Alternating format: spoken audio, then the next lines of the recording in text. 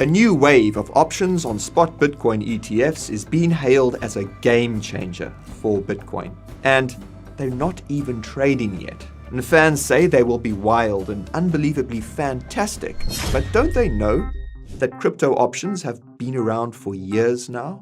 They haven't been game-changing so far, so what's all the sudden excitement about? I'm so excited!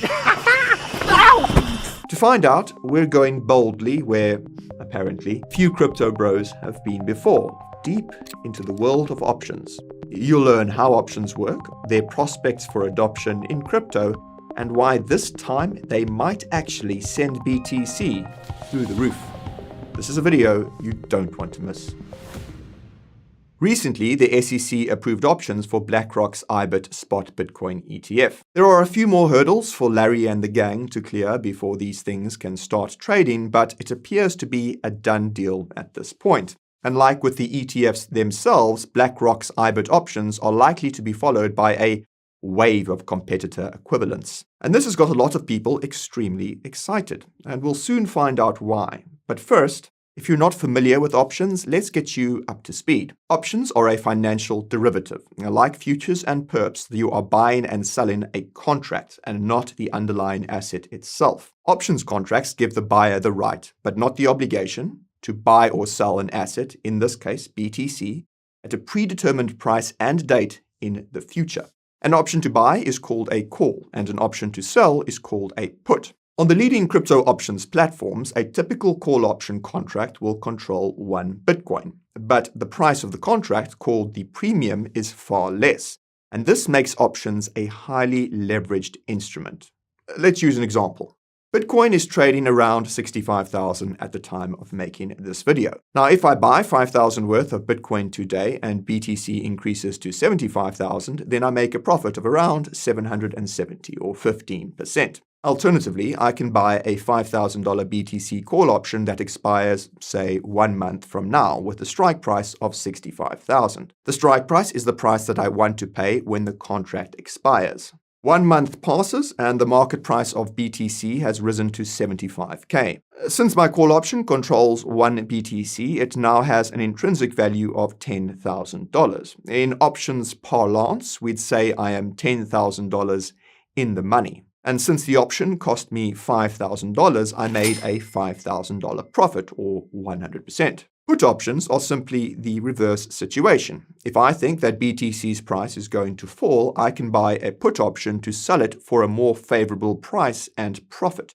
So if BTC trades at 65k today and I expect it to be at 55k a month from now, I could buy a $5,000 put option that expires in 1 month with a strike price of 65,000. If my prediction works out and I get to sell 1 BTC for 65k when the market price is 55k, then I've made a $5,000 profit. Because of the leverage involved, options can be much more lucrative than just hodling. Of course, when the expiration date rolls around, the price of BTC could be below your call option premium or above your put option price. This would make your option worthless and you just lost $5,000. In other words, you were out of the money and your option expired worthless. And this is pretty bad, but it could actually be less risky than perpetual futures trading that is so popular in crypto. And that's because if I take my $5,000 and use 13 times leverage on perps to control a position of 1 BTC, it's possible to lose much more than $5,000 if the market turns against me. Also, with options, there is no liquidation, so the worst that can happen is that I am left holding a bag of a useless contract. Hey man, hey, what do you do for a living? Me? I'm a crypto YouTuber. Yeah, it's pretty fun job actually.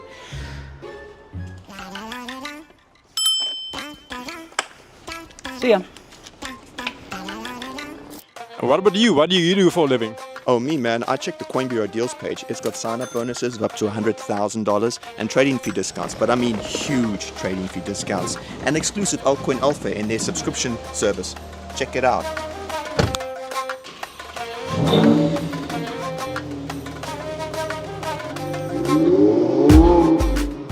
Now, let's take a moment to consider the other side of the equation. We just looked at buying, call, and put options, but you could also be the writer of the contract, meaning that you are the one selling a call or a put. Remember, the buyer pays for the right, but not the obligation to buy at the price and date in the contract. The writer, on the other hand, is collecting a payment in exchange for their obligation to sell or buy an asset at the price and date stipulated in the contract. In this case, you are specifically making a bet that the contract will become worthless. If you think that BTC is going to be $75,000 next month, you do not want to sell a call option that expires in a month with a strike price below $75,000, as this would force you to sell one BTC for less than the market price. Sure, you collected a premium for the sale of the option contract, but what if BTC goes to 90,000 and you have to sell it for 70,000? Played yourself a big time. You either have to sell your one BTC for much less than it's worth, or if you don't even have one BTC, you have to buy one BTC for 90,000 and immediately sell it at a $20,000 loss. And this brings me to the main kinds of option writing strategies: covered calls and cash secured puts. A covered call is when you own the underlying asset. So in our scenario, you own one BTC.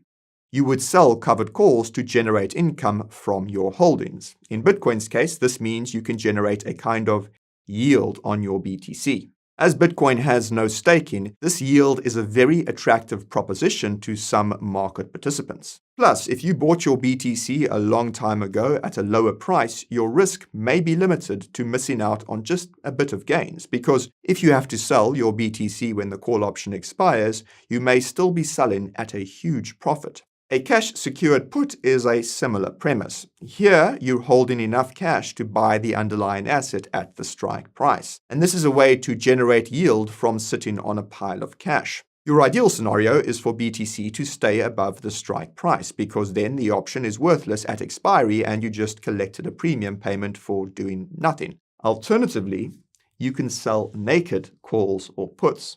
And this means you are obliging yourself to sell an asset you don't even have, or buy an asset without having the cash to do so. For example, if I sell a naked call option and the buyer ultimately exercises their right to buy, then I have to rush to the market to buy BTC and then sell it immediately at a loss. This is a little like bluffing, because when someone calls your bluff or unexpectedly exercises an option that you sold them, you might find yourself in a very tight spot. As you might expect, options entail significant counterparty risk. A default can occur when the market turns against the writer of the option contract and they become unable to meet their obligation. With a highly volatile asset like BTC, the risk is amplified. In the US, options buyers are protected by the Options Clearing Corporation, or OCC, which oversees the market. The OCC mitigates the risk of default by closely monitoring positions and requiring brokers to enforce strict margin requirements, including daily margin calls. If a default does happen, the OCC steps in and guarantees the contract is fulfilled. Until now, there was no options market for BTC in the US backed by the OCC. And this means that pre-existing markets, like the options on the BTC futures trading on the CME, were unregulated and subject to significant counterparty risk. And this made them less appealing in general and basically untouchable for many institutional investors. If the name Deribit means anything to you, you'll know that there is also a crypto-native options market. And Deribit has a market share of something like 80%, making it more or less the only show in town for people who want to buy and sell options using BTC and ETH on a crypto exchange. As an unregulated offshore exchange, Deribit is not supposed to be available to US users. It's likely that determined Americans may have found their way around this restriction, but the fact is that crypto options has been a kind of a niche interest. And this can be seen in the trading volume for BTC options compared to spot and perps. The average monthly volume for BTC options on crypto exchanges in Q1 was 52.56 billion, so roughly 150 billion in total. Now consider that the trading volume for BTC futures was over 1.4 trillion on BitGet during the same period. A single BTC futures market on a single crypto exchange was almost 10 times larger than all BTC options markets combined. Let that sink in. We think there are a few reasons why options have not really caught on in crypto. Firstly, the lack of a regulated market in the US limits the amount of capital that can flow into the crypto options market. And secondly, for market participants seeking leverage, options on crypto exchanges are a more complicated and much less exciting proposition than perps, which make up the vast majority of all crypto trading volume. For risk-loving degens, perps and crypto, they're a match made in heaven. You bet on whether the price of a highly volatile asset is going to go up or down, slide the leverage up to maximum, and off you go, rinse and repeat until your account balance is zero. It's totally linear, and since there is no expiration date, the fact that you are trading financial contracts rather than crypto is entirely abstracted away. In other words, perps are very easy to understand and use. Options, by comparison, are a much more sophisticated game. You have to make decisions on multiple factors, including the strike price relative to the price of the underlying asset, the remaining duration of the option contract, implied volatility, and also the premium or the price of the option contract. Premiums will change constantly depending on a complex matrix of variables. If you've ever heard the expression, "it's all Greek to me," well, it was probably coined by someone confused by options trading, because 5 of these variables are known as the Greeks: delta, gamma, theta, vega, and rho. Without getting too deep into it, the Greeks express how the premiums are affected by the price and volatility of the underlying asset, and of course the passage of time. It's quite a lot to take in, so perhaps you can imagine how crypto bros faced with the choice between max longing dog coins and studying the nuances of options have tended to go for the former.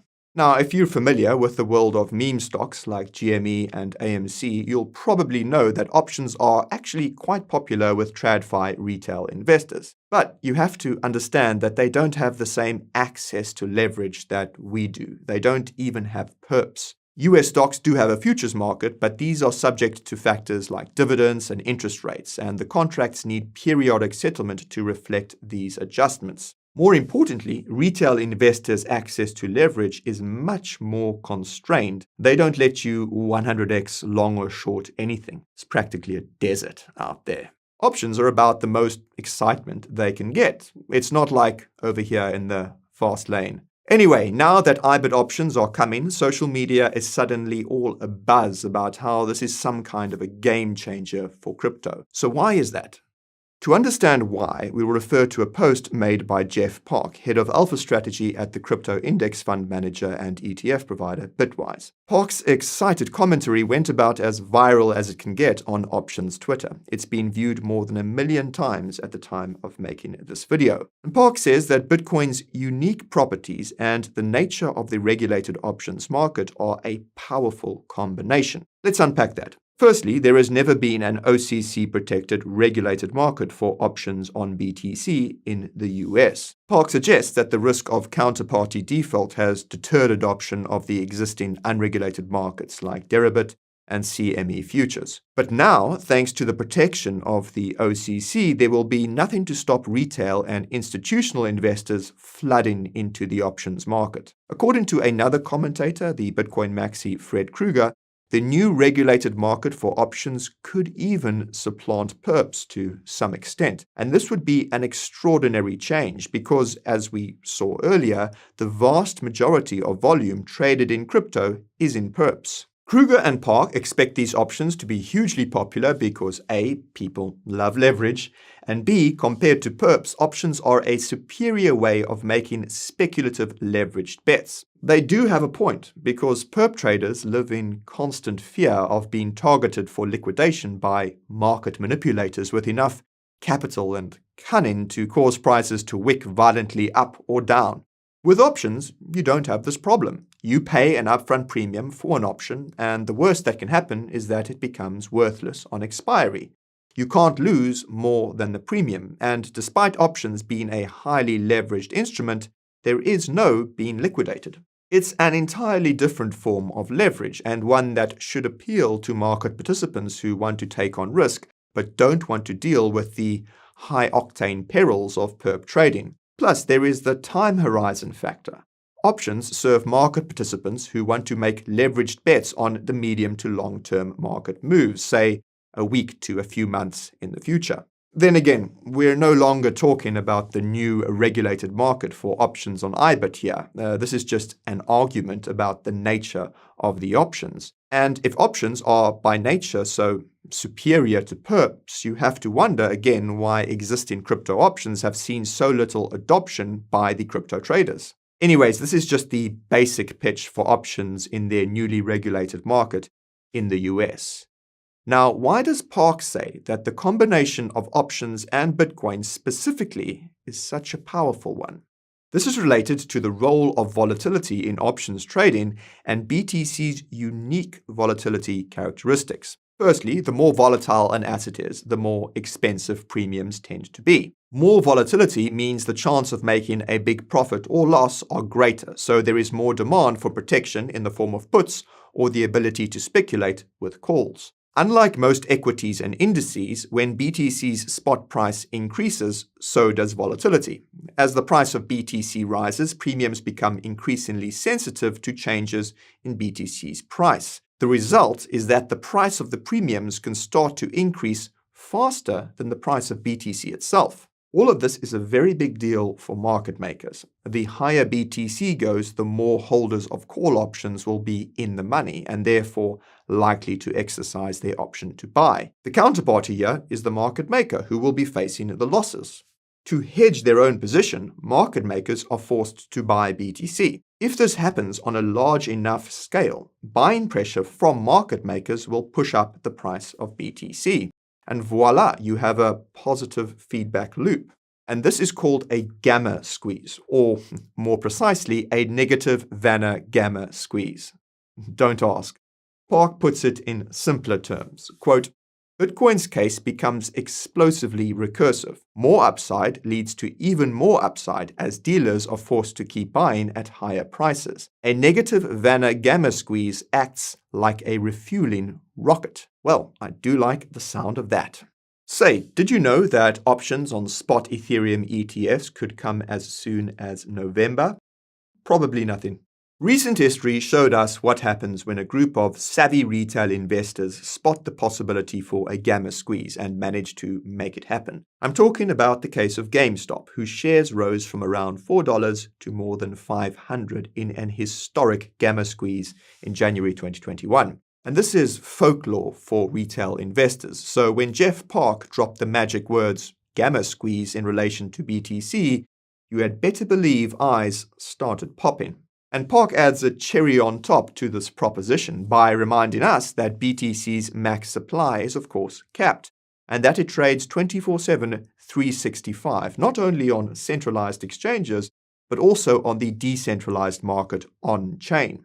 This is important because it means that there is no Bitcoin corporation who can dampen a gamma squeeze by issuing more BTC and diluting the supply.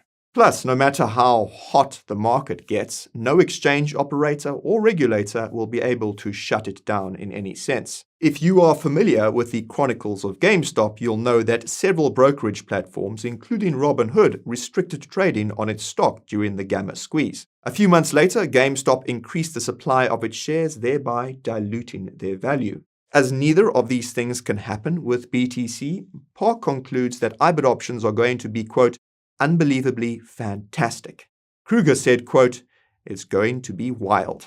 There are a few more regulatory hurdles for the new options to clear before they can begin trading, but it is likely that options on IBIT will debut alongside options on other competing BTC ETFs too, which are bound to materialize. Plus, BlackRock is apparently already cooking up plans for options on its Ethereum ETF.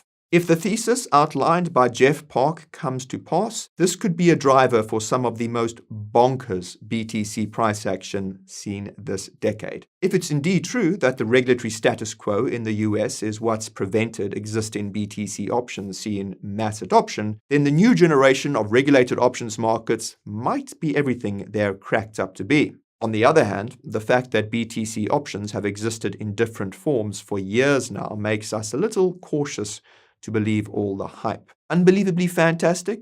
Maybe, but we'll believe it when we see it. After all, the options on the spot Bitcoin ETFs still need to be approved by the OCC and the CFTC before they can list. It's unclear how long this process will take, as there's no fixed timeline for approval in either case. With some luck, it'll come sooner rather than later. In the interim, don't be surprised if speculators start pointing to the upcoming options as the reason for any BTC rally. Right, that's enough about options for one video. Let us know what you think about the new options hype in the comments down below. And if you learned something new, consider exercising your option to smash the like, subscribe, and notification bell. You'll give us a boost and make sure you never miss another upload. As always, thank you very much for watching, and I'll see you the next time. This is Nick, signing off.